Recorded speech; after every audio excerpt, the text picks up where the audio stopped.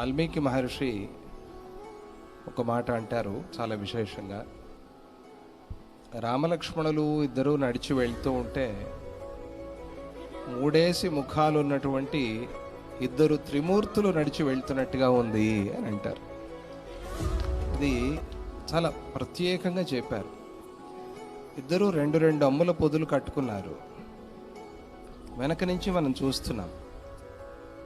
చూస్తే మూడు ముఖాల్లాగా కనిపిస్తున్నాయి.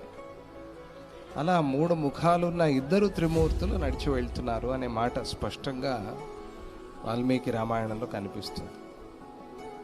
అది దత్తావతారాన్ని మనకు అక్కడ గుర్తు చేస్తుంది. విశేషంగా అనసూయ అత్రి దంపతుల సందర్శనం.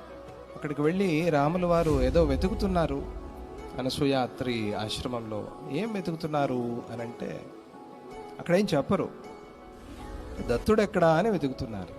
వేరే ఏం వెతుకుతారు? దత్తుడు ఎక్కడా లేడే అని దత్తుడి కోసం వెతుకుతారు. అది ఒక విశేషం. సరే, ఆ తరువాత అనసూయ మాత ఆభరణాలన్నీ ఇస్తుంది. నేనేం చేసుకుని ఆభరణాలు, మా కొడుకు ఎట్లాగూ పెళ్లి చేసుకోడు, ఒకడేమో పైకి వెళ్ళిపోయాడు చంద్రుడు, ఒకడేమో అడవులకు వెళ్ళిపోయాడు దూర్వాసుడు, ఆయనేమో లోపలే పెట్టుకున్నాడు అనఘామాతని. ఈ మాట చెప్పలా, అర్థం అదే కదా. నగలు ఇవన్నీ ఏం చేసుకోవాలి, నువ్వు తీసుకో. అనసూయ మాత ఇచ్చేసి ఇస్తే ఆవిడ సీతాదేవి అసలు తీసుకోవాలా వద్దా అని సందేహించింది.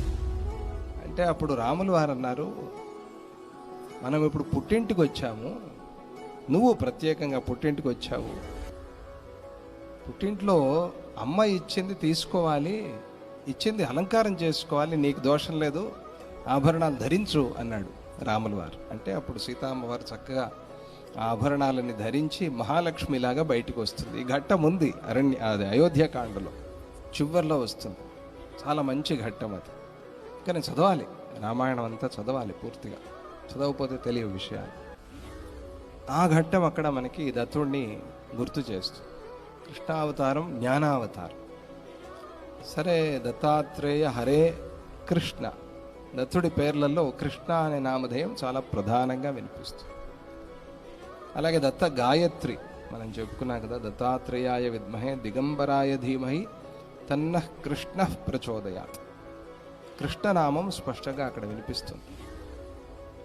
ఇలా నామసామ్యమే కాదు, అలాగే ఆ అవతార లక్ష్యం అది కూడా మనకి ఆ సామ్యం కనిపిస్తుంది.